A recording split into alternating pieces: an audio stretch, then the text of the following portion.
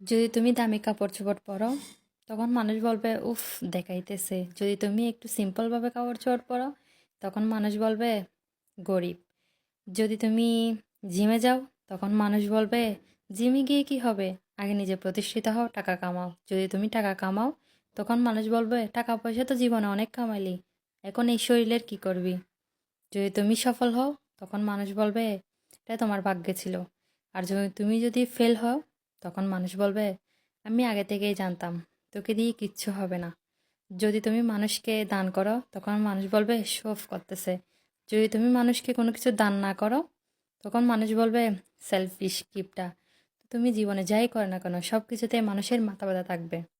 তাই জীবনে যতদিন সময় আছে নিজের পছন্দ মতো বাঁচো, নিজেকে ভালোবাসো। কে কী বললো তাতে কিছু যায় আসে না, মানুষ এমনিতেও বলবে অমনিতেও বলবে।